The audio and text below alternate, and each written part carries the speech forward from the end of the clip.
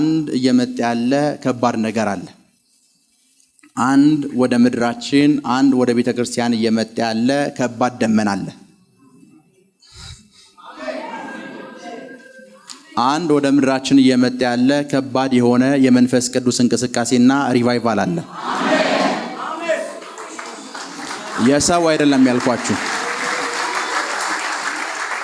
የሰው እንቅስቃሴ የሰው እጅ አይደለም ያልኳችሁ። አንድ ወደ ምድራችን እየመጣ ያለ ከባድ የሆነ የመንፈስ ቅዱስ እንቅስቃሴ አለ። ኦሬዲ እግዚአብሔር ይሄንን እንቅስቃሴ ከብዙ ጊዜያት በፊት አስቀድሞ ስላሳየኝ አሁን ደግሞ ታይሙ ስለደረሰ ከዛ ነገር ጋር የሚገናኙ ሰዎች ደግሞ የሚጸልዩ ሰዎች ስለሆኑ አሁንም ዛሬም ስለ ጸሎት ነው ማስተምረው። አምናለሁ ከዚህ ትምህርት በኋላ ጸልየው የማይደክማቸው ሰዎች ጸልየው የማይደክማቸው ሰዎች ጌታ ሆይ ብለው ጀምረው መጨረስ የሚያቀታቸው ሰዎች እየጸለዩ ጸሎት የሚናፍቃቸው እየማለዱ ጸሎት የሚናፍቃቸው እየቃተቱ ጸሎት የሚናፍቃቸው ሰዎች ከመካከላችን ስለሚነሱ ዛሬ ስለ ጸሎት ነው ማስተምረው። ክብር ለኢየሱስ ይሁን። ኢትዮጵያ ውስጥ የሚጀምር አንድ ከባድ ነገር አለ። እኔ ከጥቂት ጊዜ በኋላ እዚች ምድር ውስጥ ያየሁትን ነገር ልንገራችሁ። በየሜዳው በየጎዳናው የሚተነብዩ ሰዎችን ያየሁት።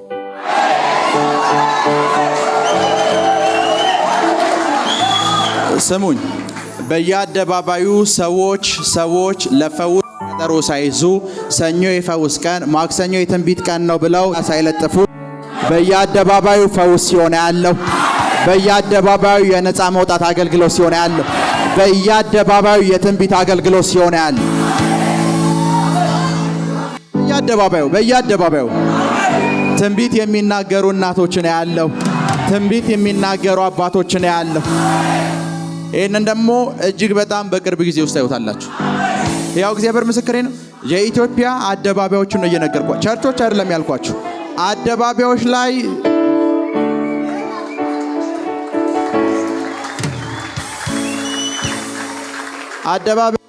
ከባድ የሆነ መንፈሳዊ እንቅስቃሴ ሲሆን ያለው የኢትዮጵያ አደባባዮች ለዚህ የመንፈስ ቅዱስ እንቅስቃሴ ሲዋጁ ያለው እና ሰዎች በየአደባባዩ ተነብዩ ያለው፣ ሰዎች በየአደባባዩ በሽተኞች ላይ እጅ ሲጭኑ ያለው፣ አዳራሽ ተክለው ቸርች ውስጥ አይደለም ያልኩ፣ በየአደባባዩ በየፌርማታው ሰዎችን ነፃ የሚያወጡ በየመናኸሪያው ሰዎችን የሚፈውሱ ሰዎች ሲነሱ ያለው። ኔክስ ቸርች አደባባይ ነው የምትወጣው እና የምናያቸው ቢግ ፕሮግራሞች የሚሆኑት አደባባይ ላይ ነው። እግዚአብሔር ይህንን እንቅስቃሴ እጅግ በጣም በቅርብ ጊዜ ውስጥ ወደ ምድራችን ያመጣዋል እና በደንብ ስሙ። ይሄ እንቅስቃሴ ምድራችን ላይ እጅግ በጣም በቅርብ ጊዜ ውስጥ እንደሚሆን ስለገባኝ ነብይ ታውቃላችሁ፣ ነብይ 2013 2012 2014 የሚባል ካላንደር ውስጥ አይደለም የሚኖረው። ነብይ የሚኖረው ያየው ውስጥ ነው። አልሰማችሁ? እናንተም እንደምታወሩ እናንተም እንደምታስቡ አላውቅም። እኔ የማስበው እኔ የምኖረው የማየው ውስጥ ነው። መንፈስ ቅዱስ ያሳየኝ ነገር ውስጥ ነው እና ኔክስ እግዚአብሔር የኢትዮጵያን አደባባዮች ሁሉ በወንጌል ሲያርሳቸው ያለ፣ በወንጌል ሲያርሳቸው ያለ፣ በወንጌል ሲያርሳቸው ያለ፣ በወንጌል ሲያርሳቸው ያለ፣ በወንጌል ሲያርሳቸው ያለ፣ በወንጌል ሲያርሳቸው ያለ። ክብር ለኢየሱስ ይሁን። መቀመጥ ትችላላችሁ። እግዚአብሔር ሆይ በሉ እስኪ። ያ መንፈስ ከሚያገኛቸው ሰዎች መሃል አንዱ እኔ ነኝ። ይሁንላችሁ፣ በኢየሱስ ስም ይሁንላችሁ፣ በኢየሱስ ስም ይሁንላችሁ። እግዚአብሔር ሆይ በዚህ መንፈስ ተነክተው ከሚያገለግሉ፣ ተነክተው ከሚነሱ፣ ተነክተው ክብርህን ከሚገልጡ ሰዎች መሃል አንዱ እኔ ነኝ። አንዱ እኔ ነኝ። አንዱ እኔ ነኝ። አንዱ እኔ ነኝ። በኢየሱስ ስም ይሁንልህ። በኢየሱስ ስም ይሁንላችሁ። በኢየሱስ ስም ይሁንላችሁ። በኢየሱስ ስም ይሆንላችሁ። ይህን ደግሞ በቅርብ ጊዜ ውስጥ ማየት አይደለም፣ የዚህ ትንቢት አካል ሁናችሁ ራሳችሁ እንድታገኙ ትጸልያለሁ። ይህ ትንቢታዊ ቃል የሚፈጸምበት ሰው ሁናችሁ ራሳችሁ እንድታገኙ ትጸልያለሁ። በኢየሱስ ስም ራሳችሁን በዚህ ቦታ ውስጥ ሆናችሁ እንድታገኙ ትጸልያለሁ። በሕያው እግዚአብሔር ፊት ነው የምነግራችሁ። ከባድ እጅግ በጣም ከባድ እየመጣ ያለ የመንፈስ ቅዱስ እንቅስቃሴ አለ። የኛ አስተሳሰብ የማያቆመው፣ የኛ አረዳድ የማያቆመው፣ የሆነ የሃይማኖት ፎርሙላ የማያቆመው፣ የሆነ ሰዎች ያስገቡት ያጠሩት አጠር የማያስቆመው ከባድ የመንፈስ ቅዱስ እንቅስቃሴ ሲሆን ያለ እኔ የበለጠው ነገር ርቦኛል። የእናንተን አላቅም። የበለጠ ክብር ለኢየሱስ ይሁን፣ ክብር ለኢየሱስ ይሁን። እና ከባድ እየመጣ ያለ ነገር ስላለ ለዛ ሬዲ እንድትሆኑ ዛሬ ስለ ጸሎት አስተምራለሁ። ክብር ለኢየሱስ ይሁን፣ ክብር ለኢየሱስ ይሁን። ዛሬ ስለ ጸሎት እንማማራለን። ስለ ጸሎት ስንማማር ለጸሎት የሚረዱ 16 ነጥቦችን ነግራችኋለሁ። ለጸሎት የሚረዳ አንደኛ ጻፉ። እንድትጸልዩ የሚረዳችሁ የመጀመሪያ ነጥብ፣ እንድትጸልዩ የሚጠቅማችሁ የመጀመሪያው ነጥብ መጸለይ ነው። ሁለተኛ ነጥብ መጸለይ ነው። ለመጸለይ ማድረግ ያለባችሁ ብቸኛው ነገር መጸለይ ብቻ ነው። ጸሎት ቀመር የለውም፣ ፎርሙላ የለውም። አባታችሁ ጋር ለማውራት እኔ አባቴ ጋር ለማውራት ያስተማሪ ሰው የለም።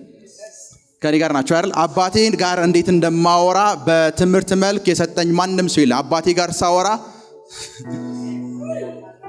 ከኔ ጋር ናቸው አይደል? አንድ ሕፃን ልጅ አባቱ ጋር ሲያወራና እኔ ሳወራ እኩል አይደለም የምናወራው። አንድ ሕፃን ልጅ አባቱ ጋር ሲያወራ አባ ብሎ ይጀምርና ከዛ በኋላ የሚያወራው ነገር የለውም። እሱ በገባው መንገድ ግን ከአባቱ ጋር ኮሙኒኬት ያደርጋል። እኔ ደግሞ አሁን ከሱ የተሻለ አማርኛ እየተናገርኩም ከአባቴ ጋር ኮሙኒኬት አደርጋለሁ አይደል? በተለያየ የመንፈሳዊ አቅምና ደረጃ ውስጥ ብትሆኑም በገባችሁ መንገድ ሁሉ ግን መጸለይ ያለባችሁ። አባ ብለህ ለምን አታቆምም? መጸለይ አለብህ። ለመጸለይ ማድረግ ያለብን ብቸኛው ነገር ምንድነው? መጸለይ ነው። ከዛ ውጭ ምንም እናደርገው ምንም ነገር የለም። ዳንኤል የጸለየው አይነት ጸሎት ከዚህ ሰዓት ጀምሮ መግባት እንዲሆንልን እንጸልያለሁ። አሁን ዳንኤል ሲጸልይ የነበረበትን ኮንዲሽን፣ ዳንኤል የነበረበትን የጸሎት አትሞስፌር አይተን ከዛ በኋላ ደግሞ እኛ እንጸልያለን። ክብር ለኢየሱስ ይሁን። ዳንኤል ማለት በምርኮ ከይሁዳና የአይሁድ ግዛቶች በሙሉ ከሄዱ ምርኮኞች መካከል ዳንኤል አንዱ ነው። ዳንኤል ባቢሎን የሚባል ሀገር ውስጥ ሲገባ ባቢሎን ስለሚባል ሀገር ውስጥ ከገቡ ሰዎች መካከል የዳንኤል መጽሐፍ ስለ 4 እና 5 ሰዎች ነው የሚነግረን። የዳንኤል መጽሐፍ ስናነበው ግን ባቢሎን የሚባል ሀገር ውስጥ የገቡ ዜጎች ቁጥር ከ60 ሺህ እስከ 70 ሺህ ይሆናል። 60 እና 70 ሺህ ሰው በምርኮ አንዲት ሀገር ውስጥ ገብቶ መጽሐፍ ቅዱስ ውስጥ ተጽፎ የምታገኛቸው 4 ወይ 5 ሰዎች ናቸው። ሄሎ ሄሎ ሄሎ ሄሎ ሄሎ ጥቂት ሰዎችን ነው መጽሐፍ ቅዱስ ውስጥ ተጽፎ የምታገኘው። እና እነዚህ ሰዎች በምርኮ ከይሁዳ ምድር ወደ ባቢሎን ሲገቡ ባቢሎናውያን በሙሉ የሚቀበሏቸው ዌልካም ብሏቸው እንዳይመስሏቸው። ባቢሎናውያን የሚቀበሏቸው አምላካቸው ስለተዋቸው ነው። ከይሁዳ ምድር ተነስተው የት የገቡት? አምላካቸው አብሯቸው ቢኖር ኖሮ ለምን አይሰጣቸውም? ለባርነት አይሰጣቸውም። እና እያንዳንዱ ባቢሎናዊ እያንዳንዱን ይሁዳዊና አይሁድን ሲያገኘው የሚነግረው ነገር አንድ ነው። እግዚአብሔር የሚባለው አምላክ ምን ያህል እንደራቃቸው እየነገሯቸው ነው የሚያስገቧቸው። እግዚአብሔር ቢወዳችሁ ኖሮ እንደቀደሙት አባቶቻችሁ በራሳችሁ ምድር እንድትኖሩ ያደርጋችሁ ነበር። እናንተን ኃጢአታችሁን ድርጊታችሁን ስለጠላ ግን ምን አለ? ለባርነት ምን አላችሁ? ሰጣችሁ። ለባርነት ሰጣችሁ። ሳምታይምስ ሁኔታዎች የሚሰብኳችሁ እንደዚህ ነው አይደለ? እጅግ በጣም አስቸጋሪ የሚባል ታይም ውስጥና አስቸጋሪ የሚባል ነገር ውስጥ ስትገቡ ነገሩ እኮ አምላክሽ ቢወድሽ ኖሮ እዚህ ውስጥ አትገቢም ይልሻል አይደል? እነዚህም ሰዎች የነበሩት ሁኔታ ያወራቸዋል። ሁሉም ነገር ያወራቸዋል። አምላክህ ትቶሃል እየተባለ ሰውየው ይጸልያል። ሌላው በሙሉ አምላኬ ትቶኛል ተብሎ ለተዘጋጀው ሲሰግድ ሰውየው አምላኬ አልተወኝም ብሎ የሚጸልይ ፐርሰን ነው። ሄሎ አምላኬ ምን አላለኝም? አልተወኝም። እና ያ የሁሉ የተማረከው ህዝብ እያለ ንጉሱ አንድ አዋጅ ወጣ። በእነዚህ ጊዜያቶች ማንም ሰው ካቆምኩት ምስል ውጭ መስገድም መጸለይ ምን አይልም አይችልም። አምላኬን ትቻለሁ ብሎ የሚያስብ ከይሁዳ የመጣ ሰው በሙሉ ለማይናገረው ምንም ነገር ለማያደርገው ምን ይሰግዳል? ጣዖት ይሰግዳል። ለምን ማይንዱ ይነግረዋል። አምላክህ ባይተውህ ኖሮ ለነዚህ ጨካኝ ባቢሎናውያን ምን አይልህም? አሳልፎ አይሰጥም። ለንጉስ ዳሪዮስ ምን አይልህም? አሳልፎ አይሰጥም። ከብዙ ስብከት የተነሳ አንዳንዱ ሰው ምን ብሏል? ተንበርክኮ ምን ብሎ ማለት ጀምሯል? መስገድ ጀምሯል። ዳንኤል እንደዚህ ይላል፣ አዋጁ በወጣ ጊዜ ይላል ዳንኤል ምን አለ? በፊት ያደርግ እንደነበረው ምን አለ? በቀን 3 ጊዜ ጸልየ። የዚህኛው ግን ምን እንደሚገርም ታውቃላችሁ? እዚህኛው ስፍራ ላይ ግን በቀን 3 ጊዜ እንደከዚህ በፊት ይጸልይ እንደነበረው ጸልየ ብቻ ብሎ ያቆም፣ ተነስቶም አመሰገነ። ሄሎ፣ ተነስቶም ምን አለ? ጸልየ ብቻ አይደለም፣ ተነስቶም ምን አለ? አመሰገነ። ይሄ ሰውዬ የሚጸልይበት ስፍራ ላይ እግዚአብሔር የሚባል አምላክ ሩቅ እንደሆነ የተነገረበት ስፍራ ነው።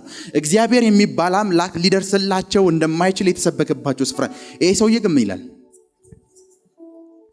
the whole nation ላይ ጸልይ ይችላል። the whole nation እግዚአብሔርን ፊት ላይ ፈልግ ይችላል። እኔ ግን እላለሁ እና ዳንኤልን ሁሉን ሰበብ ፈለጉበትና ያለበት ብቸኛው ሰበብ ከአምላኩ ጋር ያለው ፌሎሺፕ ብቻ ነው። ከአምላኩ ጋር ያለው ፌሎሺፕ ብቻ ነው። በደንብ ስሙ። ሰይጣን የሚጸልዩ ሰዎችን ነው የሚፈራው። አየህ the whole እዛ ስፍራ እዛ ኔሽን ውስጥ እኮ በብዙ ሺህ የሚቆጠሩ ነዋሪዎች አሉ። የሁሉም አይን ግን ያለው ማን ጋር ነው? ለምን በተለይ ከሁሉም ኔሽን እዛ ስፍራ ውስጥ ካሉ ሰዎች ይልቅ ዳንኤል ጋር ስትመጣ እንዴት የተለየ ነገር አለ? የጸሎት ሰው ነው።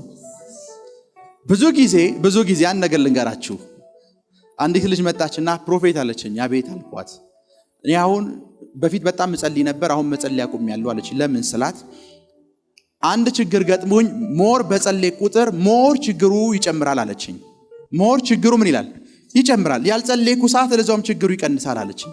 ያልጸለይሽ ሰዓት ችግሩ ቀንሶ እንዳይመስልሽ፣ ያልጸለይሽ ሰዓት ካለው ሁኔታ ጋር ተስማምቻለሁ ብለሽ እየኖርሽ ስለሆነ አይታወቅሽም። መጸለይ የጀመርሽ ሰዓት እያመስሽ ነው። ከዴመን ጋር አልስማማም፣ ከሲስተሙ ጋር አልስማማም፣ ከፕሮግራሙ ጋር አልስማማም። እንደዛ በምትልበት ታይም ጨለማው ተባብሮ ነው ፋይት የሚያደርግ። ይሄንን ሰውዬ ያ ሁሉ የ120 አገሮች ላይ ያሉ መሳፍንቶች፣ ገዢዎች፣ ሁሉም ሰዎች ተባብረው አንድ ያገኙበት ብቸኛ ነገር ቢኖር ጸሎቱ ነው። ደሞመንት መጸለይ የጀመረ ሰዓት እዛች ሀገር ላይ ሊፈጠር የሚችለውን ነገር ያውቁታል። ደሞመንት መጸለይ የጀመረ ሰዓት ከኔ ጋር ናችሁ? ምናልባት የዳንኤልን መጽሐፍ ስታነቡት የዳንኤል አብዛኞቹን ጸሎቶች ይዋቸው። እግዚአብሔር ሆይ ርስትህን አስብ፣ ህዝብህን ይቅር በል። ህዝቡ ተስማምቶ የሆነ ኑሮ እየኖረ ሰውየው ስለ ህዝቡ የሚጸልይ ፐርሰን ነው። ይሄ ፐርሰን እየጸለየ ነው ማለት ህዝቡ አንድ ቀን ከእጃቸው እንደሚወጣ ያውቁታል። አልሰማችሁ? አንድ ቀን ህዝቡም እንደሚል ያውቁታል፣ ከእጃቸው እንደሚወጣ ያውቁታል። ህዝቡ ከባርነት እንደሚወጣ ለህዝቡ ፋይት የሚያደርገው አንድ ሰው ነው። ህዝቡ ተስማምቶ እየኖረ ነው። ለህዝቡ ፋይት የሚያደርገው ግን ማን ነው? ህዝቡ በሙሉ ተስማምቶ እየኖረ አልስማማም የሚለው ማን ነው? ዳንኤል። ይሄ መንፈስ ይጋባባችሁ በኢየሱስ ስም፣ ይጋባባችሁ በኢየሱስ ስም፣ ይጋባባችሁ። ሰውየው መጸለዩ አይደለም። ከዚህ በፊት 3 ጊዜ ነው የሚጸልየው። 3 ጊዜ የጸለየ እንደዚህ አይነት ችግር ተፈጥሮ አያውቅም።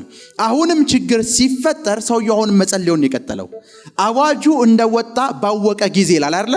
አዋጁ እንደወጣ ባወቀ ጊዜ ሰውየው ዳሪዮስ ጋር አይደለም ሄደው፣ ሰውየው እግዚአብሔር ጋር ነው ሄደው። ሄሎ፣ ሰውየው ማን ጋር ነው ሄደው? እግዚአብሔር ጋር ነው። ከዛ መጸለይ ጀመረ ይላል ባይብል። ከዛ ጸሎቱን ሲደመድመው ዳንኤል ምን አለ? አመሰገነ። መጸለይ ጀምረናል ማለት ካለው ሁኔታ ጋር ካለው አትሞስፌር ጋር መስማማት አቁመናል ማለት ነው። ከኔ ጋር ናችሁ? ካለው የትኛውም የጨለማው ዓለም ኔትወርክና ሲስተም ጋር ምን ማለት አቁመናል? መስማማት። መጸለይ አቁመሃል ማለት ደግሞ ተስማምቶ እየኖርክ ነው ማለት ነው። መጽሐፍ ቅዱስ ውስጥ አንድ በጣም ወደው ታሪክ አለ። ጳውሎስ አንዲት ከተማ ውስጥ በተሰባበረች መርከብ ሰዓት አንድ ነገር ተፈጠረ ይላል መጽሐፍ ቅዱስ። አንዲት እፉኝት ምን አለችው? ነደፈችው። እፉኝታ የነደፈችው መቼ እንደሆነ ልንገራችሁ። እፉኝታ የነደፈችው ጳውሎስ እና እዛ ስፍራ የነበሩ ሰዎች እሳት አሙቀው ምን ማለት ጀመሩ? መሞቅ ጀመሩ። የነበረችው ትንሿ እሳት ሁሉንም ሰው ተስማምታቸዋለች። ጳውሎስ መጣና ፋይሩን መጨመር አለብን አለ። ፋይሩን ጳውሎስ ሲጨምረው ሌሎችን ፋይሩን ሲያነዱ የነበሩ ሰዎችን ያላቃጠለችውና ያልነደፈችው እፉኝት ማን ነደፈችው? ደሞመንት ሞር የጨመርን ሰዓት ነው እፉኝቶች መገለጥ የሚጀምሩት። አልሰማችሁ? እፉኝቶችን መገለጥ የሚጀምሩት ጩኸት የሚጀምረው ሞር የጸለይክ ሰዓት ነው። እስካልጸለይክ ሰዓት እፉኝት ጋር ተስማምተሃል ማለት ነው። እና ጳውሎስ በዛ መንፈሳዊ ድንዛዜ ውስጥ የነበሩ ሰዎች ምን ብሎናል አሉ። በቃ እኛ ይሄ ተስማምቶናል። እቺ ፋየር ምንድነች? በቂ ነች። እቺ ፋየር ምንድነች? በቂ ነች። ጳውሎስ ጋር ስትመጣ ኖ ይሄ ፋየር ምን አይደለም፣ በቂ አይደለም። ምን ማለት አለብን? መጨመር አለብን። ሰውየው መጨመር ጀመረ። መጨመር ሲጀምር ማኗ ተገለጠች? እፉኝቷ ከመጣችሁ እነሱን ተስማምቶ ከነበረው ኮምፈርት ዞን ውስጥ እንደ ሀገር ተስማምተን እየኖርንበት ያለው ኮምፈርት ዞን አለ። አሁን እሱን ጥሰን ለመውጣት ነው የምንጸልየው። እና አሁን እዚህ ኢትዮጵያ ውስጥ ነው ከዚህ ሰዓት ጀምሮ እንድትበለጽ ያለው ብል የሚቃወመኝ ሌላው ሰው እንዳይመስልህ፣ የሚቃወመኝ አማኙ ነው። ለምን ይመስልሃል? ያሉበት የድህነት ዞን ተወጥቷል። እኛ ደግሞ ስላልተመቸን ከዚህ ሰዓት ጀምሮ እንድትበለጽ እጸልያለሁ።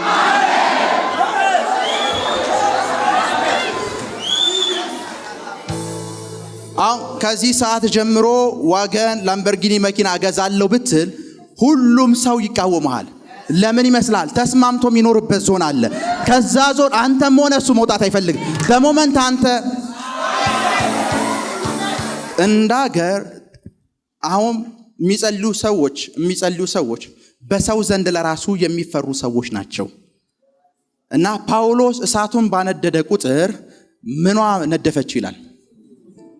ከዛ እፉኝቷ ስትነድፈው የተፈጠረውን ነገር ጳውሎስን ከእሳቱ መሃል ወጣ እፉኝቷ ስትነድፈው ሰዎቹም እንዳሉ ታውቃላችሁ? ይሄ ሰውዬ ከሰራው ኃጢአት የተነሳ ከመርከብ እንኳን ቢተርፍ እግዚአብሔር ደግሞ በዚህ ምን ሊለው ነው? ሊቀጣው ነው። ያ ማለት ይሄ ሰውዬ ከማን አይደለም እያሉ ነው? ከእግዚአብሔር አይደለም። ሞር ፋየር ባነደርክ ቁጥር ቸርች ከእግዚአብሔር ነው ብላ እንድትቀበል እንዳትጠብቅ።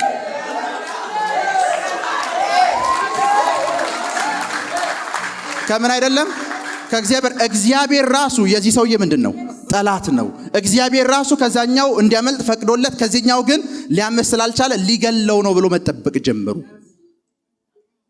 ከኔ ጋር ናችሁ? ቢኮዝ ይሄ ሰውዬ ሌሎች ያነደዱት እሳት የማይመቸው ሰው ነው። ዛሬ ይሄ ቅናት እንዲጋባባችሁ ጸልያለሁ።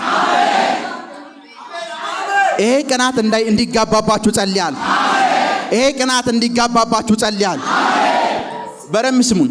ሞር እሳቱን ባነደዳችሁት ሞር በጸለያችሁ ቁጥር ሰይጣን ወይም የጨለማው ዓለም የሚያደርገውን ነገር ልንገራችሁ። የጨለማው ዓለም በአቅም እንደማይችላችሁ ስለሚገባው፣ በኃይል እንደማይችላችሁ ስለሚገባው ሌሎች ሰዎች ማይንዱስም እንደሚፈጥር ልንገራችሁ። ይሄ ሰውዬ የሚያደርገውን ኃይል በሙሉ እኔ ነኝ የሰጠሁት ብሎ ማስወራት ነው የሚጀምረው። ልክ ለጳውሎስ እንዳደረገው ይሄ ሰውዬ ተጠበቀ። እፉኝት ይዞት ሊሞት ያልቻለበትን ኃይል ያገኘው ከማን ነው አሉ? እስኪ እሳት በሉ፣ የበለጠ በሉ እስኪ። እጸልያለሁ። ድምጻቸው አይሰማም። የበለጠ እጸልያለሁ። የበለጠ እጸልያለሁ። የበለጠ እጸልያለሁ። የበለጠ እጸልያለሁ። የበለጠ እጸልያለሁ።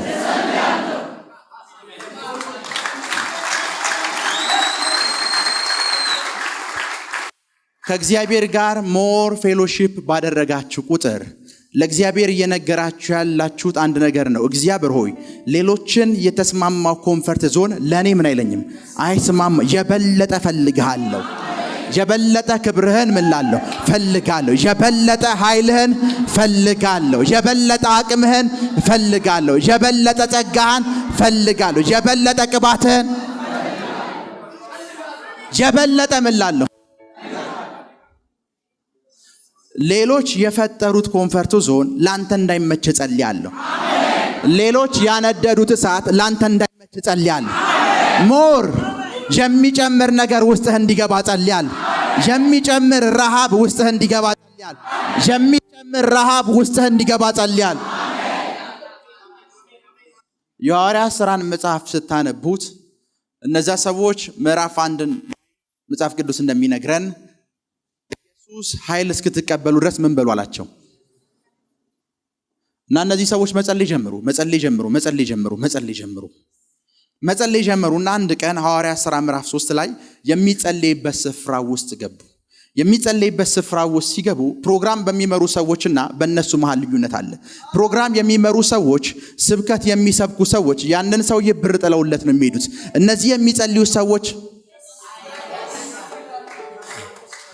እዛ ስፍራ ፕሪች የሚያደርጉ ሰዎች ያዞ ለነሱ ተስማምቷቸዋል። ፕሪች አድርገው ከወጡ ምንም ነገር አይፈልጉም። እነዚህኞቹ ሲመጡ ግን ፕሪች የሚያደርጉበት ስቴጅ አይደለም የሚፈልጉት፣ የሚገልጡበት የሆነ ፐርሰን ነው የሚፈልጉት። ፓወር ዴሞንስትሬት የሚያደርጉበት በሽተኛ የሆነ ሰው ነው የሚፈልጉት። ፓወር ዴሞንስትሬት የሚያደርጉበት ባጋንንት የተጠቃ ሰው ነው የሚፈልጉት። እና ሞመንት የሰለሞን መመላለሻ የሚባለው ውብ የተባለው ስፍራ ውስጥ ሲገቡ ፑልፒት አይደለም የሚጠየቁት፣ ምንም ነገር አይደለም የሚጠየቁት። 40 ቀን ውስጥ የተለማመድነው የምናውቀው አንድ ነገር አለ። የናዝሬቱ ኢየሱስ የሚነገረን አንድ ነገር አለ። ሌሎች ሳንቲም ስላላቸው ሰጠዋል፣ እኛ ጋር ግን ሳንቲም አይደለም ያለው። ከሚሰብኩት ሰዎች ጀምሮ ሁሉም ሰበሰቧቸውና ይህንን ሰውዬ በማን ስምና በማን ኃይል ነው የፈወሳችሁት? ከኔ ጋር ናችሁ? የእግዚአብሔር ቃል ሰብከን ካልከኝ እኔም የማንን ቃል እየሰበኩ ነው እስካሁን ድረስ የመጣሁት? የእግዚአብሔር ቃል። ከኔ ጋር ናችሁ? እናንተ ሰዎች አሏቸው። እነዚህ ሰዎች እኮ ከዛ ቤት ወጥተው ድንገት ነው ምኩራብ ውስጥ የገቡት። 40 ቀን ሙሉ አንድ ስፍራ ውስጥ ነው የነበሩት። እዚህ ምኩራብ ውስጥ አይታወቁም። እዚህ ምኩራብ ውስጥ የሚያውቃችሁ ሰው የለም። እዚህ ምኩራብ ውስጥ የሚታወቁ ካህናቶች አሉ። እነሱ ጸልየውለት አልተነሳም። እናንተ ሰዎች ግን ይሄንን ኃይል ከየት እንዳመጣችሁት ምን በሉን ንገሩን። ኔክስት አንተን እንደዚህ እንዲሉ ጸልያለሁ።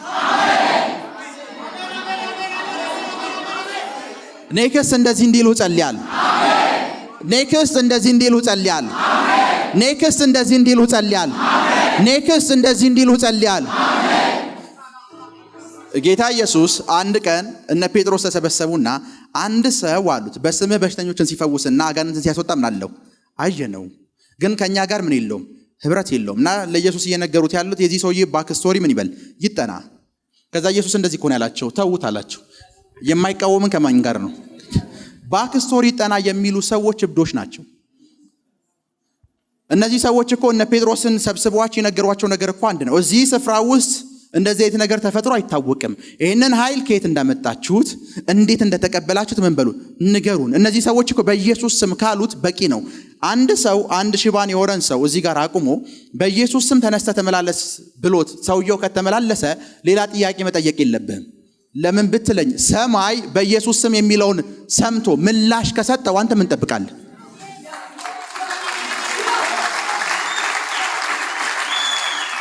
ከኔ ጋር ናቸው አይደለ? አብ በስሜ የምትለምኑትን ይላችኋል ይሰጣል። ይሄን ያለ ማን ነው? መቼም በኢየሱስ ስም ለምነህ አጋንንት ምላሽ ሊሰጥህ አይችልም። ከኔ ጋር ናቸው አይደል? በኢየሱስ ስም ለምነህ ምላሽ የሚሰጥህ አብ ብቻ ነው። እነዚህ ሰዎች በኢየሱስ ስም ብለው ሲፈውሱ ካያቸው ማድረግ ያለብህ ባክ ስቶሪ ብለህ ከጠየቅ እንደነዚህ ካህናቶች ሆነሃል ማለት ነው።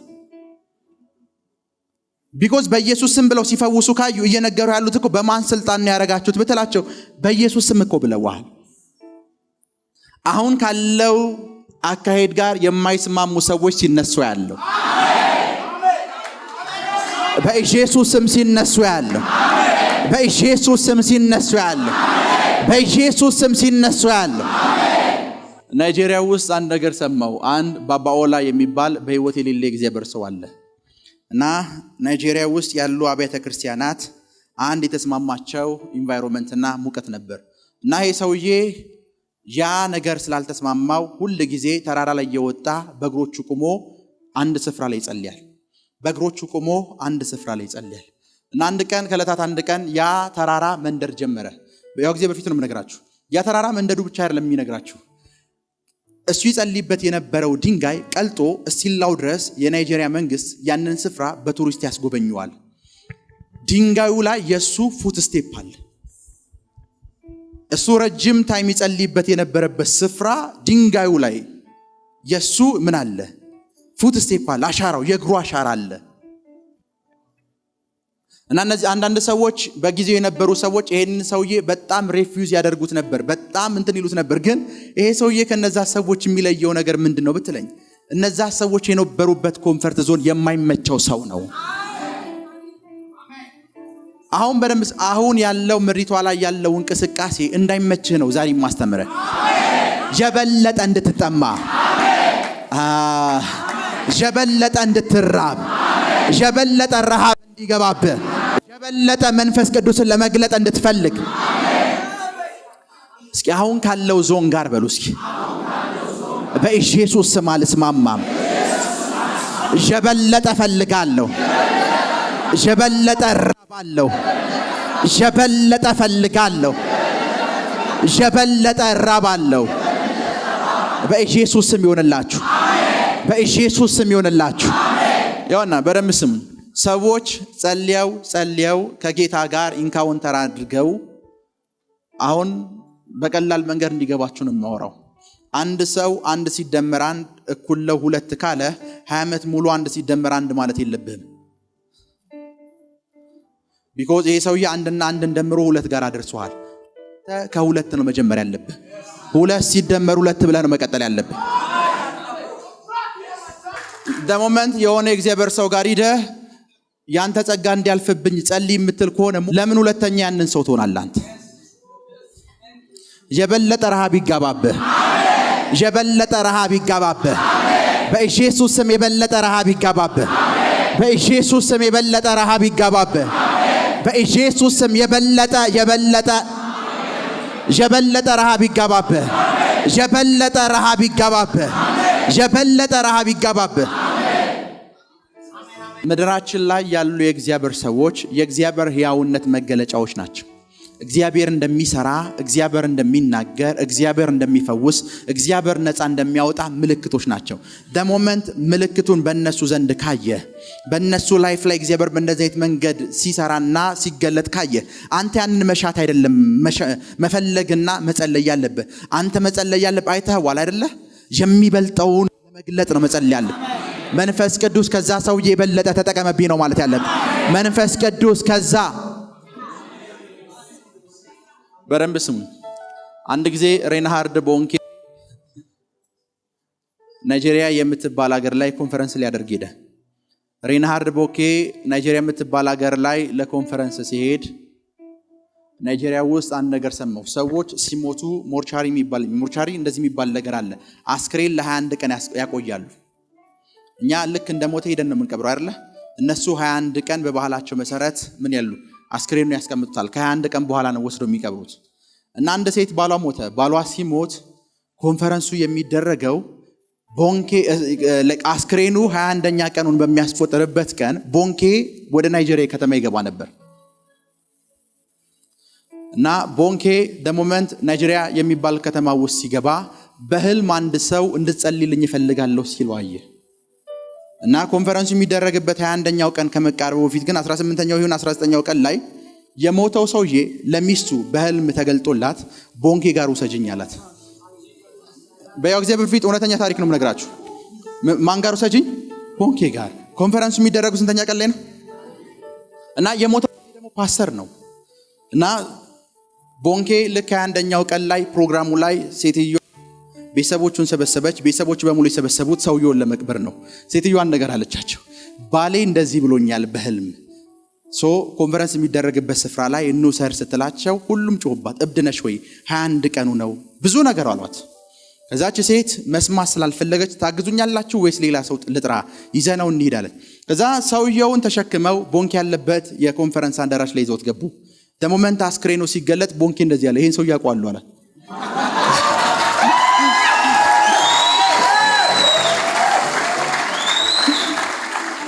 በእግዚአብሔር ፊት ነው የምነግራችሁ። ሰውየው እኮ ከሞተ 1 ቀኑ ነው።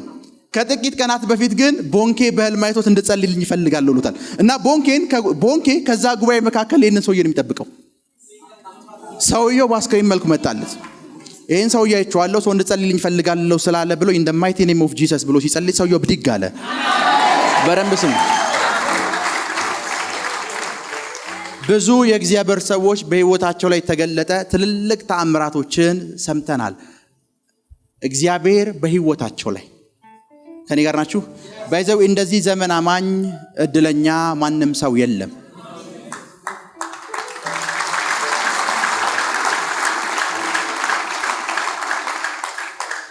አሁን እኛ ዘመን ደግሞ የሆነን ሰው ለመድገም አይደለም እንትን የምንለው። የሚበልጥ ክብር በእግዚአብሔር ዘንድ አለ። የሚበልጥ እንቅስቃሴ፣ የሚበልጥ ተአምራት፣ የሚበልጥ ኢንካውንተር፣ የሚበልጥ ድንቅ በጌታ ዘንድ አለ። አሁን እኛ ያንን ነው የምንጠማው። እኛ ያ ነው አሁን የሚርበን። እሱ ደግሞ እንዲያገኝህ ጸልያለሁ። እሱ ደግሞ በኃይል እንዲያገኝህ ጸልያለሁ። እጅግ በጣም ሞር በጸለያችሁ ቁጥር እጅግ በጣም በጸለያችሁ ቁጥር ከኔ ጋር ናችሁ? እጅግ በጣም ከመንፈሳዊ ዓለም ጋር እንዴት መግባባት እንዳለባችሁ ማወቅ ትጀምራላችሁ። እጅግ በጣም በጸለያችሁ ቁጥር ምን ማለት ነው? አባብዬ ለ10 ዓመት ማውራት ባቆም፣ መናገር ባቆም፣ አባብዬ ጀምሬ 10 ዓመት ሙሉ ባላወራ ከአባቴ ጋር እንዴት ማድረግ እንዳለብኝ አላውቅም። ሞር ባወራሁ ቁጥርስ እየተንተባተብኩ ምንም እያልኩ እንትን በል ቁጥር ምሳሌ እናቶች እዚያ ስፍራ አላችሁ። የኢትዮጵያ እናት ማማ ብሎ ልጇ ሲል ርቦታል ትላለች አይደል? ሞር ለማውራት በጣረ ቁጥር ከእናቱ ጋር የበለጠ ይተግባባ ነው ይመጣው። እናቱ የሱን ፍላጎት ማወቅ ትጀምራለች። እናቱ የሚያስፈልገውን ነገር ሁሉ ማቅረብ ትጀምራለች። ሞር ከእግዚአብሔር ጋር ህብረት ባደረጋችሁ ቁጥር ሞር ከጌታ ጋር እየተግባባችሁ ነው የምትመጡት። ሞር ከመንፈስ ቅዱስ ጋር ህብረት ባደረጋችሁ ቁጥር የሚጨምር የመንፈስ ቅዱስ ኃይል በላይፋችሁ ላይ መንቀሳቀስ ነው የሚጀምረው። በህይወታችሁ ላይ በኃይል ነው መንቀሳቀስ የሚጀምረው። ትናንት ሚት ያደረኩት የእግዚአብሔር ሰው አንድ ነገር አለኝ። የኢንጂን ኦይል አለ አይደለ? የኢንጂን ኦይል ለጥቂት ጊዜ ድረስ ባትቀይሩት መኪና መሄድ አያቆምም አይደለ? ይሄዳል። ድምጽ እያሰማ ይሄዳል። ዳሽቦርድ ላይ ምልክት እያሳየ ይሄዳል። ኦይሉን ባትቀይረውም በፊት ባደረከው ኦይል መኪናው መሄድ ያቆማል። ምኑ ነው የሚያቆመው? የሚጨምርበት ስፒድ ምን ይላል? ይቀንሳል። አንተ ግን መኪናው እየሄደ ስለሚመስል እየታገልክ ምንም እያረክ መኪናው ምን ትለዋለህ? ትገፋዋለህ። ብልጥ የሆኑ ሰዎች ደግሞ አዲስ ኢንጂን ቀይረው አሮጌውን አስወጥተው መኪናቸውን የበለጠ ምን ይላሉ? ያሰራሉ። አሁን ድሮ በነበረ ፌሎሺፕ ጌታን ለማወቅ እንዳጥር አዲስ ቅባት ያስፈልግሃል። አሁን አንዳንድ ሰው የዛሬ 17 ዓመት ጌታ ኢየሱስ በህልም ተገልጦልኝ ይላል። የተገለጠልህ ከ17 ዓመት በፊት ነው። አንዳንዱ በፊት እኮ የ10 ዓመት ሆነኝ ከ10 ዓመት በፊት የጌታን ድምጽ ሰማ ነበር ይላል። ይሄ ሰውዬ እያወራን ያለው አሁንም እየሄደበት ያለው ስፒድ እያለ ቢሄድም መሄድ ስላላቆመ ናውም ያለን ይመስለው ይሄ ሰውዬ። ሞር በጨመራችሁ ቁጥር ኃይላችሁን እያደሳችሁ ነው የምትመጡት። ሞር ከእግዚአብሔር ጋር ፌሎ ባደረጋችሁ ቁጥር ይሄ ረሃብ ይጋባባችሁ። አልሰማችሁ? ይሄ ረሃብ በኢየሱስ ስም ይጋባባችሁ። ይሄ ረሃብ በኢየሱስ ስም ይጋባባችሁ። ይሄ ረሃብ በጌታ በኢየሱስ ስም ይጋባባችሁ። ይሄ ረሃብ በኢየሱስ ስም ይጋባባችሁ። በደንብ ስሙኝ። ካፌ ውስጥ ቁጭ ብለን 2 ሰዓት ሙሉ ስለ ሪቫይቫል በማውራት የሚመጣ ሪቫይቫል የለም። ቤተክርስቲያን ውስጥ ተሰብስበን 7 ሰዓት በማውራት የሚመጣ የመንፈስ ቅዱስ እንቅስቃሴ የለም። የጻድቅ ሰው ጸሎት በስራው ኃይል ታደርጋለች ካለ በስራው ኃይል የሚያደርግ ነገር ምንድነው? በተለይ ጻድቅ ሲጸልይ ነው። መጽሐፍ ቅዱስ እኮ ኤልያስ መልአክ ነበር አይልም። ኤልያስ እንደማን ነበር? እንደኛ ሰው ነበር። ሰው የተባለ ፐርሰን በሙሉ እስከ ጸልየ ድረስ ለመስራት ለመንቀሳቀስ ሬዲ የሆነ ኃይል አለ እኮ እያለ ነው። ምናልባት መጽሐፍ ቅዱስ ውስጥ ሪከርድ ተደርጎ አልተቀመጠልንም። መጽሐፍ ቅዱስ ግን ኤልያስ ይላል ሰማይን ለስንት ዓመት ተኩል ዘጋ? 3 ዓመት ተኩል ሙሉ ኤልያስ ሰማይን ሲዘጋው የጸለየ ሰው ግን ባይብል ውስጥ ሪከርድ አልተደረገልንም። ቢኮዝ ሰማዩም ሲዘጋ ተስማምቷቸው የሚኖሩ ሰዎች አሉ። ረሃብ ከ3 ዓመት ተኩል በኋላ ደግሞ ኤልያስ መልሶ ሰማይን ሲከፍት አሁንም ተስማምቷቸው ይቀጥላሉ። መጽሐፍ ቅዱስ ግን እንደዚህ ኮኔ ለሚለን 7000 ምኖች አሉኝ። 7000 ቀሬታ ሰማይ ተዘግቶ ሰው ሲራብ አሜን ብሎ ተስማምቶ የሚኖር ፐርሰን ነው። ሰማሪያ የምትባለው ምድር ላይ ያ ሁሉ ችግር ሲፈጠር ከኤልሳ ውጭ ሰው ሁሉ ረሃቡ ተስማምቶት ቁጭ ብሏል። ሰውየው ነው መናገር የጀመረው። ሰውየው ነው ዲክሌር ማድረግ የጀመረው። አሁን ያላችሁበት ፋይናንሻል ስታተስ፣ አሁን ያላችሁበት መንፈሳዊ ልምምድ እንዳይመቻችሁ ጸልያለሁ። በኢየሱስ ስም እንዳይመቻችሁ ጸልያለሁ። በኢየሱስ ስም እንዳይመቻችሁ ጸልያለሁ። በደምብ ስሙኝ። ስለ አገር ሰላም የሚጸልዩ ሰዎች አሉ አይደል? አገር ላይ ደግሞ ምንም ቢፈጠር ምንም የማይመስላቸው ሰዎች አሉ። አማኞች ናቸው ካልኩት እነዚህ አማኞች ምን አይነት አማኞች ናቸው ብትለኝ፣ አገር ላይ ረሃብም መጣ ጥጋብም መጣ ተስማምቷቸው የሚኖሩ ሰዎች ናቸው። እነዚህ ሰዎች ግን ረሃብ ሲፈጠር የማይስማማቸው ሰዎች ናቸው። እግዚአብሔር ሆይ ምሪቷን ባርካት። ሰው ሲሞት የማይስማማቸው ሰዎች ናቸው። ጌታ ሆይ ደም ማፋሰስ ይቆም ብለው ዲክሌር የሚያደርጉ የሚናገሩ የሚጸልዩ ሰዎች ናቸው። ሁሉ ጊዜ የሚጸልዩ ሰዎች ያሉበት ዞን አይመቻቸውም።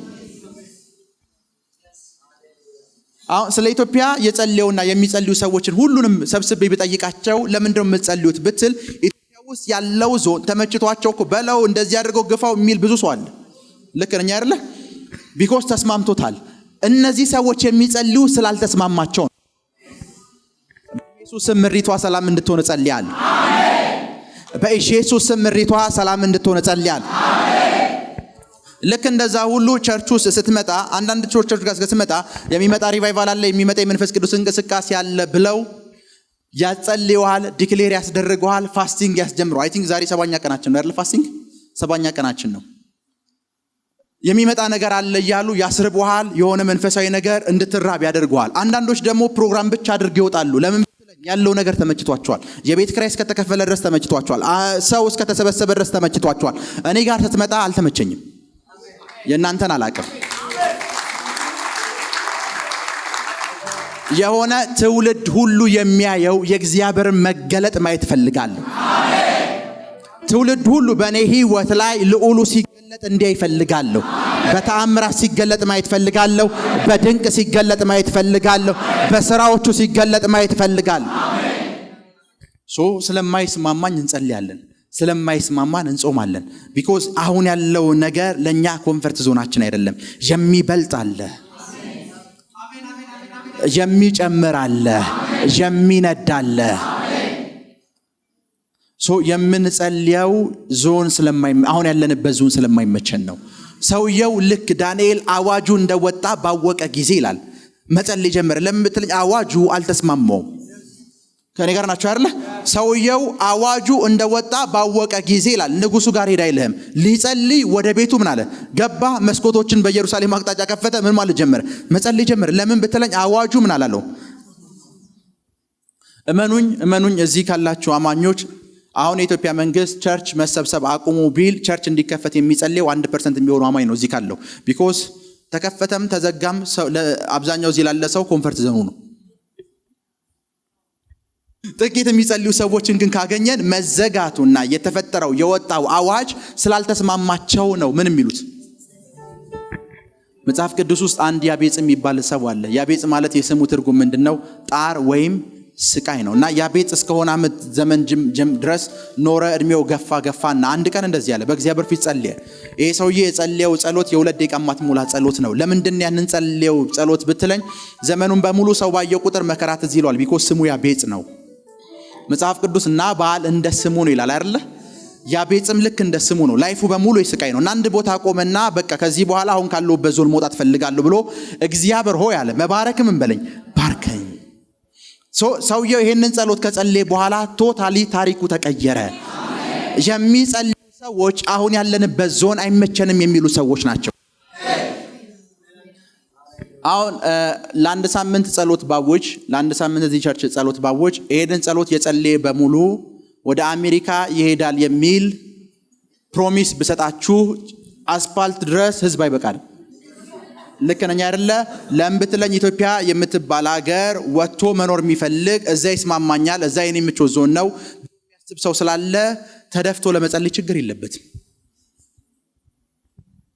ሄሎ የኢንቪቴሽን ፔፐር ቢመጣለት በየነቢያቱ ቸርች የማያጸልይ አማኝ የለም። ሄሎ ለምን? ቢኮዝ አሁን ያለው በዞን ስለማይመቼ ለቅቄ መሄድ እፈልጋለሁ ብሎ ስለሚያስብ ነው። አሁን ያለው መንፈሳዊ ዞን ለምን ይመቻል? አሁን እሱን ለቀን ሌላ ክብር ውስጥ እንገባለን። መጽሐፍ ቅዱስ እኮ ከክብር ወደ ምንድን ያለን? ወደ ክብር። አሁን ያለንበት የክብር ዞን አለ። እሱን ለቀን ሌላ ዞን ውስጥ ለመግባት ስለምንፈልግ ሄሎ አሁን ያለንበትን ዞን አሁን ያለንበት ዞን ለራሱ እኮ የክብር ዞን ነው። ግን ከዚህ የሚበልጥ ደግሞ ሌላ ክብር አለ። ይሄ ተስማምቶን ቁጭ የምንል ሰዎች አይደለንም። ይሄ ተስማምቶን ቁጭ የምንል ሰዎች አይደለንም። ወደ ሌላ የክብር ዞን ውስጥ ለመግባት የምንጮህ ሰዎች ነን። ሁል ጊዜ የሚጸልዩ ሰዎች ያሉበት ዞን ስለማይመቻቸው ነው የሚጸልዩት። መጸለይ አቁመሃል ማለት ተስማምተሃል ማለት ነው። ከኔ ጋር ናችሁ? አንድ ሰው መጸለይ አይችልም ወይም አይጸልይም ማለት አሁን ያለበት ዞን ተመችቶታል ማለት ነው። ከኔ ጋር ናችሁ? አሁን ዝም ይመጥጭ ስምህ ከበደ ነው አይደል ብለህ ዝም ብትለይ በቃ አዎ ስሙ ከበደ ነው ብዬ ነው አልፌ የሚሄደው። ልክ ነኝ አይደል? በቃ ዝምታ እንደሚቆጠረው ቢኮዝ ልክ ባልሆን ኖሮ ምላሽ ሰጠኝ ነበር ብዬ አስባለሁ አይደል? የትም ስፍራ ስትሄድ ዝም ካል ተስማምታል ተብሎ ነው የሚቆጠረው። ዝም የሚሉ አማኞች ዙሪያቸው ካለ ችግር ጋር ተስማምተዋል ማለት ነው። የሚናገሩ የሚጮሁ የሚያለቅሱ በእግዚአብሔር ፊት የሚጸልዩ ሰዎች ደግሞ የማይስማማቸው ሰዎች ናቸው። የማይስማማቸው ሰዎች ናቸው። አሁን ሌላ ክብር ውስጥ መግባት ይሆንላችሁ። አሁን ሌላ ክብር ውስጥ መግባት ይሆንላችሁ። አሁን ሌላ ደራረግ ውስጥ መግባት ይሆንላችሁ። አሁን ሌላ ክብር ውስጥ መግባት ይሆንላችሁ። የሚበልጥ ክብር አለ፣ ለዛ ክብር ውስጥ መግባት ይሆንላችሁ። የሚበልጥ ክብር አለ፣ ለዛ ክብር ውስጥ መግባት ይሆንላችሁ። እዛ ክብር ውስጥ መግባት በኢየሱስ ስም ይሆንላችሁ። በኢየሱስ ስም ይሆንላችሁ። ዛሬ ማወራችሁ ከባድ የሆነ የጸሎት ረሃብ እንዲፈጠርባችሁ ነው። ከባድ የሆነ የጸሎት ረሃብ። እኔ አንዳንድ ሰዎች ይገርሙኛል። በእንጀራ አባት ነው ያደጉት። ታላቅ እህታቸው ፈታ አሁን ሁለተኛ ሰው ልታገባ ነው። ታናሽ እህታቸው ልክ እንደዛ። የወንድማቸው ህይወት ጋር ስትመጣ ልክ እንደዛው። የነሱ ላይፍ ደግሞ ሊፈርስ ጫፍ ላይ ነው ያለው። ግን አይጸልዩ። ከኔ ጋር ናችሁ? ግን አይጸልዩ። ግን አይጸልዩ። ምንም እንትን የለ። ግን አማኝ ናቸው እኮ አይጸልዩም። ግን ምንድን ናቸው? አማኝ ናቸው። ፋሚሊያቸው ውስጥ ይሄ ሁሉ ችግር ሲፈጠር እነሱ ተስማምተው ምን አይሉ?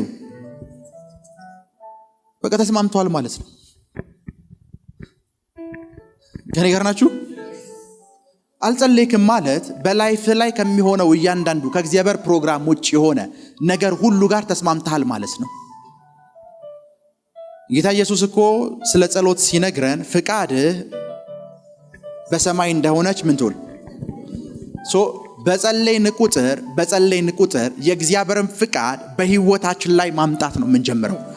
የእግዚአብሔር ፍቃድ እኛ የፈቀድነው ጨለማ የፈቀደው አይደለም። የእግዚአብሔር ፍቃድ በእኛ ህይወት ላይ መገለጥ ይጀምራል። የሚጸልዩ ሰዎች ኦልዌይስ የሆነ ሲስተም የሆነ ፕሮግራም አይደለም የሚገለጥባቸው የጌታ ፍቃድ ብቻ ነው። ጌታ ኢየሱስ የሁሉም ነገራችን ሞዴል ነው አይደለ? ኢየሱስ እኮ ቀን ሲፈውስ የሆነ ነገር ሲያደርግ ውሎ ማታ ይላል እንደ ልማዱ ሊጸልይ ምን አለ? ወደ ተራራ ምን አለ? የሚራቡ ሰዎች ነው የሚያስፈልጉን። የሚራቡ ሰዎች ነው የሚያስፈልጉን። የሚጠሙ ሰዎች ነው የሚያስፈልጉን። የሚጠሙ ሰዎች፣ የሚራቡ ሰዎች። በጣም የሁላችንም ትልቁ ችግር በትንሽ ነገር እንረካለን።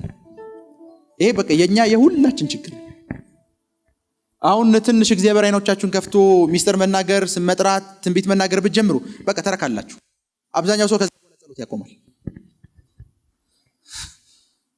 እኛ ሀገር ስላችሁ እኔም የሀገሩ ነዋሪ ስለሆንኩ ጸባያችሁን አውቀዋለሁ። ልክ ነኝ አይደል? አሁን ጌታ ድንገት እባርክሻለሁ ብሎሽ አንድ ቤት ቢሰጥሽ መጸለይ ታቆሚያለሽ።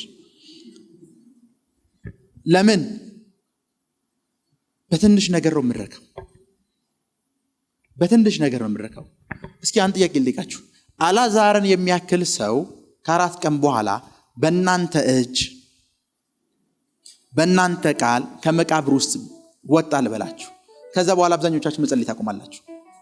ቢኮዝ ያ የእናንተ ላስት ሌቭል ይሆናል።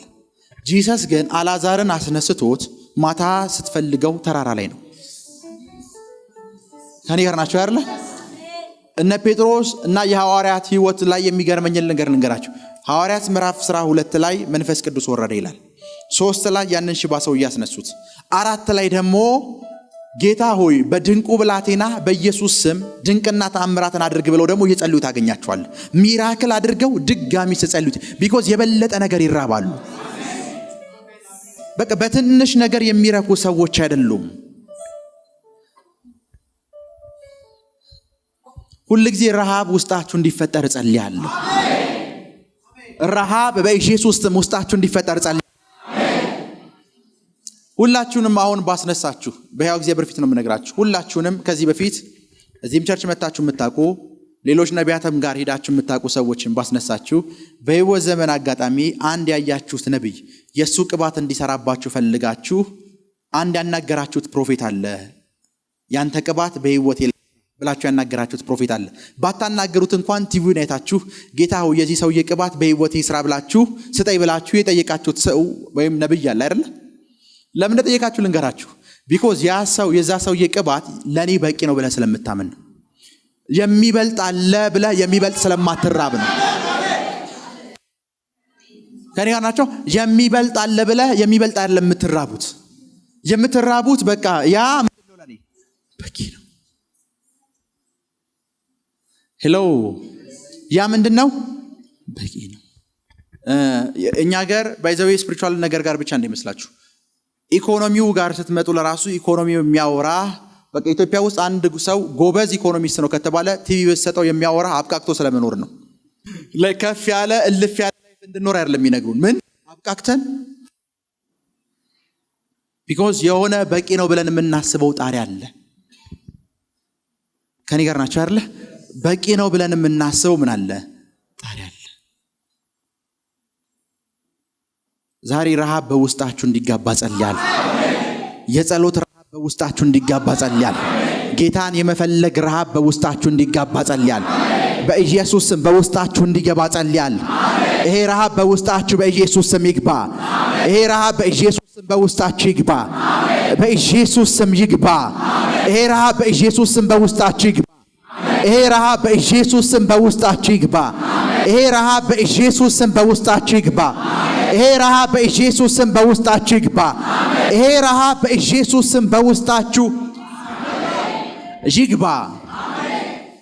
ናው በቸርቻችን ለመንፈስ ቅዱስ እንቅስቃሴ ለ40 ቀን ፋስቲንግ እንዲዛለን ቢባል የፕሮግራም መሪው አስቀድሞ የሚነግረን ነገር አንድ ነው። ከ3 ሰዓት እስከ 8 ሰዓት እንጸልያለን ይላል። እስከ 7 ሰዓት ፕሪዮሮቻችን የተገደቡ ናቸው። የሆነ ሊሚት አላቸው። ፋይናንሳችን የሆነ ሊሚት አለው። አገልግሎታችን የሆነ ሊሚት አለው። ኤቭሪቲንግ የሆነ ሊሚት አለው። ከኔ ጋር ናቸው አይደል? ዛሬ ሊሚቶችን ሁሉ ሰባብሮ ማለፍ ይሆነላችሁ። ገደቦችን ሁሉ ጥሶ ማለፍ ይሆነላችሁ። ገደቦችን ሁሉ ጥሶ ማለፍ ይሆነላችሁ። ይሄ እኛ ጋር ነው ያልኳችሁ። ለመንፈስ ቅዱስ ሙላት እንጸልያለን። የጸጋ ስጦታዎች በላይፋችሁ ላይ እንዲገለጡ እግዚአብሔር በውስጣችሁ ያስቀመጠውን ጸጋ እንዲገልጠው እንጸልያለን የሚባል ከ3 ሰዓት እስከ ከኛ ሀገር ውጭ ያሉ አማኞች ጋር ደግሞ ስትሄድ የጸሎቱን 12 ሰዓት ይልሁና መቼ ያቆማል ስትላቸው ሲገለጥብህ ነው የሚሉ። መንፈስ ቅዱስ በሉሲ የበለጠ ራባሃለሁ፣ የበለጠ ጠማሃለሁ፣ የበለጠ ያንተን ክብር ፈልጋለሁ፣ የሚጨምር ያንተን ክብር ፈልጋለሁ። በኢየሱስ ስም ይሆንላችሁ። በኢየሱስ ስም ይሆንላችሁ። በኢየሱስ ስም ይሆንላችሁ። በኢየሱስ ስም ይሆንላችሁ። በኢየሱስ ስም ይሆንላችሁ። So after this now መጸለይ መጀመር አለብህ። አየህ ጸልየህ እግዚአብሔር ኤን ከሰጠ ማድረግ ያለብህ ጸልየህ ደግሞ ቢው ውስጥ ለመግባት ነው። ከኔ ጋር ናችሁ? አሁንም ደግሞ ጸልየህ ቢኮዝ የእግዚአብሔር ዓለም ጨርሼዋለሁ የምትለው ዓለም አይደለም። መንፈሳዊ ዓለም በቅቻለሁ፣ ዘግቻለሁ፣ ተመርቄበታለሁ የምትለው ዓለም አይደለም። ሄሎ ከኔ ጋር ናችሁ? ረሃብ በውስጣችሁ ይፈጠር። ረሃብ በውስጣችሁ እንዲጋባ ጸልያለሁ። በኢየሱስ ስም እንዲጋባ ጸልያለሁ። የምትፈልገውን ነገር ፍሮም ሳሙሄር እንዳትጠብቅ። የምትፈልገው ነገር ያለው በጌታ እጅ ነው። የምትፈልገውን ነገር ጌታ በላይፍ ላይ እንዲያደርግልህ ከዚህ ሰዓት ጀምሮ መጸለይ ነው ያለብህ። ከኔ ጋር ናችሁ? ከዚህ ሰዓት ጀምሮ መጸለይ ነው ያለብህ። ከዚህ ሰዓት ጀምሮ ምን ማድረግ ያለብህ? መቃተት ነው ያለብህ። አንዳንዱ ሲመጣና ነብይ አቤት እንዴት ነው እግዚአብሔርን ድምጽ የምሰማው ሲል በቃ ስለምጸልይ። ለምን እንደሆነ የማልሰማው ሲል በቃ ስለማትጸልይ። ፕሮፌት አቤት አባትህን እያወራኸው አባትህ ለምን እንደማይመልስልህ ካልክ ችግር አለ ማለት ነው። አንተ እያወራኸው የማይመልስ አባት የለህም። አንተ ሳታወራው ግን አባቴ ለምን እንደማይናገር ካልክ ችግር ያለው አንተ ጋር ነው። ከኔ ጋር ናችሁ አይደል? ቢኮዝ አንተ ስለማታወራ የአባትህ ቋንቋ ሊገባህ አይችልም። ዛሬ ረሃብ በውስጣችሁ ይገባ። ረሃብ በውስጣችሁ አይበቃም። የሚጨምር ነገር አለ። የሚጨምር ክብር አለ። የሚጨምር ረሃብ በውስጣችሁ ይገባ። የመንፈስ ቅዱስ ረሃብ በውስጣችሁ ይገባ። የጸሎት ረሃብ በውስጣችሁ በኢየሱስ ስም ይገባ። የጸሎት ረሃብ በኢየሱስ ስም በውስጣችሁ ይገባ። የጸሎት ረሃብ በኢየሱስ ስም በውስጣችሁ ይገባ። የጸሎት ረሃብ በኢየሱስ ስም በውስጣችሁ ይገባ። ጸልያችሁ የማይደክማችሁ ሰዎች እንድትሆኑ ጸልያል። ጸልያችሁ የማይደክማችሁ ሰዎች እንድትሆኑ ጸልያል። ጸልያችሁ የማይደክማችሁ ሰዎች እንድትሆኑ ጸልያል። ጸልያችሁ የማይደክማችሁ ሰዎች በኢየሱስ ስም እንድትሆኑ ጸልያል። በኢየሱስ ስም እንድትሆኑ ጸልያል። በኢየሱስ ስም እንድትሆኑ ጸልያል። እኔ በያው እግዚአብሔር ፊት ነው የምነግራችሁ። ከእግዚአብሔር ቃል አንድ ጋራንቲ ልግባላችሁ። ኤልያስ የባል ነቢያትን ሰብስቦ መሰዊያ ተሰርቶ ኤቭሪቲንግ ተሰርቶ የናንተ የትኛው አምላክ እንደሚሰማ በእስራኤል ላይ የትኛው አምላክ እንደሚሆን አምላክ እንደሆነም እናያለን ብሎ ሲነግራቸው ኤልያስ ተራራ ላይ የሚያሳልፍ ሰው ስለሆነ ጌታ ሂድና እንደዚህ ያድርግ ብሎት እንዳይመስልህ። አምላኩ ቢጸልይ እንደሚሰማው የሚያክሰው ነው። ሰውየው ወጣና አሁን መስዋዕት የሚቀበል አምላክ የማን አምላክ ነው አለ። የእናንተን አምላክና የኔን አምላክ ቴስት እናደርገዋልናል። ኤልያስ የሚባል እንደኛ ሰው ነበር የተባለለት ሰው፣ ክንፍ የሌለው ሰው። ይሄ ሰውዬ በአምላኩ ይሄን ያህል መተማመን የሰጠው ነገር ምንድነው ብትለኝ፣ የሱ አምላክ እንደ ሌሎች አማልክቶች አይደለም። ሰምቶ ዝም ብሎ የሚሄድ አምላክ፣ ሰምቶ ቁጭ የሚል አምላክ አይደለም። ሰምቶ ልዩነት የሚፈጠር ነው። ሰምቶ በሳት የሚመልስ ነው። ሰምቶ ተአምራትን የሚያደርግ ነው። ሰምቶ ድንቆችን የሚፈጥር ነው። የምንጸልየው ይሄን ያህል ሰዓት ጸልየናል ብለን ሰዓት ለማስቆጠር አይደለም። የምንጸልየው በጸለይን ቁጥር የሚሰማ አምላክ ስላለን ነው። ሰምቶ ዝም የሚል ብቻ አይደለም፣ ሰምቶ ምላሽ የሚሰጥ አምላክ ስላለን። እና ዳንኤል ሲጸልይ ያለ እነዚህ ሰዎች ምን አገኙበት? ቁጥር 11 እስኪ አንብቡት። እሺ ሰዎችም በምን ላይ ሄደው? በአንድ ላይ ሄደው እሺ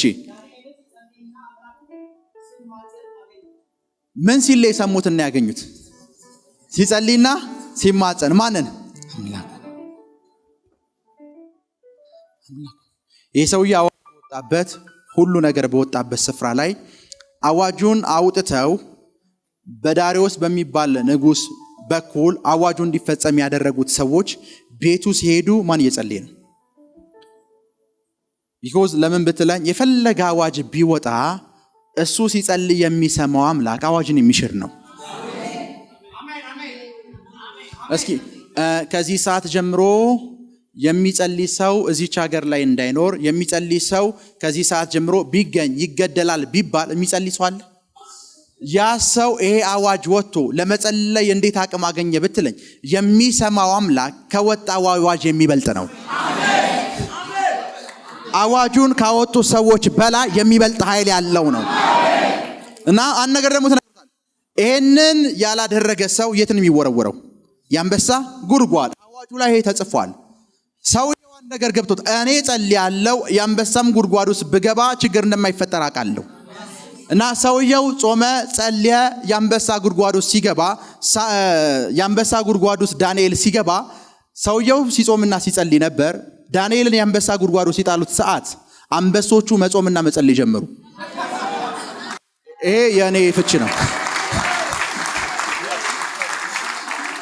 ዳንኤል የአንበሶች ጉድጓድ ውስጥ ሲገባ አንበሶቹ ስጋ መብላት አቆሙ። ቢኮዝ እዛ መካከል የተገኘ ሰው ዝም ብሎ ሰው ብቻ የሆነ ሰው አይደለም፣ አምላኩን የሚያወራ ሰው ነው። ከአምላኩ ጋር ህብረት ያለው ሰው ነው። ያህዌ የሚባል አምላክ ያለው ሰው ነው። ያህዌ የሚሰማና የሚመልስለት አምላክ ነው። አንበሳ ጉድጓድ ውስጥ እንደሚጣል እያወቀ የሚጸልይ ሰው ነው። ከዛ ንጉሱ ወደ አንበሳ ጉድጓድ ሲመጣ የነገረው ነገር እኮ አንድ ነው።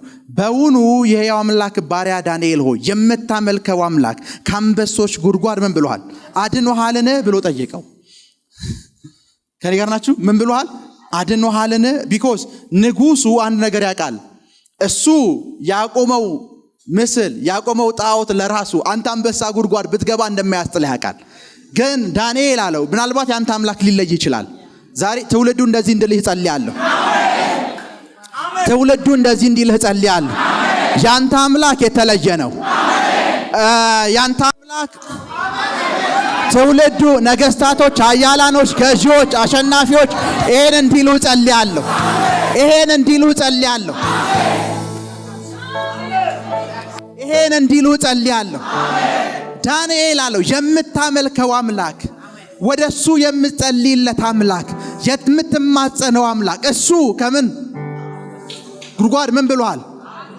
እና ይሄ ሰውዬ ዳንኤልን አይደለም ቴስት ማድረግ የፈለገው የዳንኤልን አምላክ ነው። ቁጭ በሉ። ይሄ ሰውዬ ቼክ ማድረግ የፈለገው ዳንኤል ተበልቷል አልተበላም፣ የዳንኤል አምላክ ለዳንኤል ምን አድርጎለታል የሚለውን ነው። እና ዳንኤል ተርፈሃል ወይ እኮ አይደለም ያለው። የእውነት አዋጁን አልሰማም ብለህ የወጣውን አዋጅ አልሰማም እኔ ራሴ አምላክ አለኝ ብለህ ወደሱ የጸለይክለት አምላክ የእውነት ሰምቶሃል ወይ ያለው። በትውልዳችሁ ይሄ ቃል ይፈጸም። በላይፋችሁ ይሄ ቃል ይፈጸም። በዘመናችሁ ላይ ይሄ ቃል ይፈጸም። ሰዎች አምላክሽ ይበሉሽ። ሰዎች አምላክህ ይበሉ። አምላክህ ይበሉ። አምላክሽ በእውነት ያንቺ አምላክ ይሄን አደረገን ይበሉሽ። በእውነት ያንተ አምላክ ይሄን አደረገ ይበሉ። ዳንኤል ጉድጓዱ ሲገባ አንበሶቹ መጾም ጀመሩ። ዳንኤል ደሞመንት ጉድጓዱ ሲገባ ደግሞ እግዚአብሔር ራሱን በዳንኤል ሁኔታ ውስጥ መግለጥ ጀመረ። ቢኮዝ ሰውየው የሚጸልይ ሰው ነው። በሚጸልዩ ሰዎች የትኛውም አትሞስፌር ውስጥ ልዑል መንቀሳቀስ ይጀምራል። ኃይሉ መስራት ይጀምራል። ልዑል መገለጥ ይጀምራል። በሕይወት ዘመኔ የማውቀው ነገር ነው። የሚጸልይ ሰው በምንም አይነት ችግር ውስጥ ብታስገባው ማለፍ እንደሚችል አውቃለሁ። ከእግዚአብሔር ጋር ህብረት ያለው ሰው በደንብ ስሙ። በእግዚአብሔር ፊት የተንበረከከ ሰው በየትኛውም ችግር ፊት መቆም እንደሚችል አውቃለሁ። በእግዚአብሔር ፊት ጎንበስ ያለ ሰው በየትኛውም ሁኔታ ውስጥ ጎንበስ በል ብትለው ቀና እንደሚል አውቃለሁ። ጎንበስ በሚያደርግ ሁኔታ ውስጥ ቀና እንደሚል አውቃለሁ። የጸሎት መንፈስ በህይወት ላይ እንዲጋባብህ ጸልያለሁ። በህይወትሽ ላይ እንዲጋባብሽ ጸልያለሁ። በአንተ ህይወት ላይ በኢየሱስ ስም እንዲጋባብህ ጸልያለሁ። እግዚአብሔር ሆይ ኃይሌን አድስ። የበለጠ አንተን ተረብያለሁ በሉት። የበለጠ ክብርህ ርቦኛል። ኃይልህ ርቦኛል። መገኘትህ ርቦኛል። መገለጥህ ርቦኛል። ይሄ ረሃብ ይገባባችሁ። ይሄ ረሃብ በኢየሱስ ስም ይገባባችሁ። ይሄ ረሃብ በኢየሱስ ስም ይገባባችሁ። በደንብ ስሙኝ። እየጸለይን ነው ማለት ሌሎች ከተመቻቸው ሁኔታ ጋር እየተስማማን አይደለም ማለት ነው። ስንጸልይ ችግር ተፈጥሮ አያውቅም። ቢኮዝ ሁሉም ሰው ይጸልያል። ኤልያስ ሲጸልይ አይደለም ችግር የተፈጠረው። ኤልያስ ሲጸልይ አይደለም እነ ኤልዛቤል መነሳት መቆጣት ማለት እግዚአብሔር ሲመልስ ነው መቆጣት የጀመሩት። ከኔ ጋር ናቸው አይደል? እሳቱ መጥቶ መስዋዕቱን የበላው ሰዓት፣ እሳቱ መጥቶ ሌሎች የታረዱ ሰዓት፣ ምላሽ የተሰጠ ሰዓት ምን ማለት ጀመሩ? በላይፋችሁ ላይ ሰዎች ስትጸልዩ አይደለም የሚናደዱት። ባይዘው ላይፋችሁ ላይ ሌሎች ሰዎች እናንተ ስትጸልዩ አይደለም የሚሸማቀቁት። እናንተ ስትጸልዩ መናደድ የሚጀምሩት ሲመለስላችሁ